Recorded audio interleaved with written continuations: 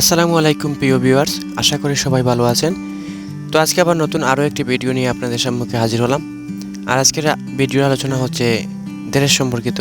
তো দেখতে পাচ্ছেন জমিতে যে গাছগুলো, এগুলো হচ্ছে আমার কাঞ্চন জাতের দেরেশ। তো বন্ধুরা, আমি দেরেশ চাষ করার জন্য জমি প্রস্তুত করে নিয়েছিলাম 7 থেকে 8টি চাষ করে। তো বন্ধুরা, দেখতে পাচ্ছেন আমি পর্যাপ্ত পরিমাণ গোবর সার এবং রাসায়নিক সার প্রয়োগ করে জমিটি চাষ করে নিয়েছিলাম। তারপরে আমি 3 ফুট চওড়া বেড, 2 ফুট ড্রেন দিয়ে 2 লাইনে সারিবদ্ধ করে প্রতিটি বীজ বপন করে দিয়েছিলাম। তো বন্ধুরা, আমি 2024 সালের মার্চের 20 তারিখে বীজ বপন করে দিয়েছিলাম, যা 25 থেকে 26 দিন বয়সে আজ গাছ অনেকটা বড় হয়ে গেছে। তো দেখতে পাচ্ছেন খুবই সুন্দর এই সবুজ সতেজ দেরেশের গাছগুলা।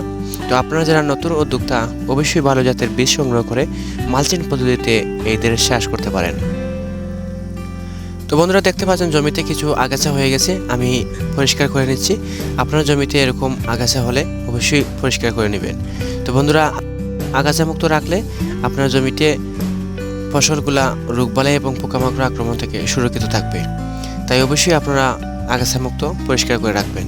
তো বন্ধুরা, দেখতে পাচ্ছেন গাছে ফুল ফল এবং কুশি চলে আসছে।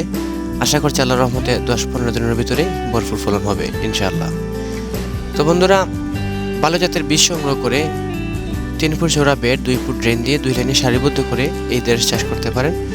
অবশ্যই ভালো জাতের বীজ সংগ্রহ করে মালচিং পদ্ধতিতে লাগানোর চেষ্টা করবেন। তো বন্ধুরা, পরবর্তী ভিডিও পেতে আমার চ্যানেলটি like, comment, share and subscribe করে পাশে থাকা বেল আইকনটি অন করে আমার সাথে থাকুন।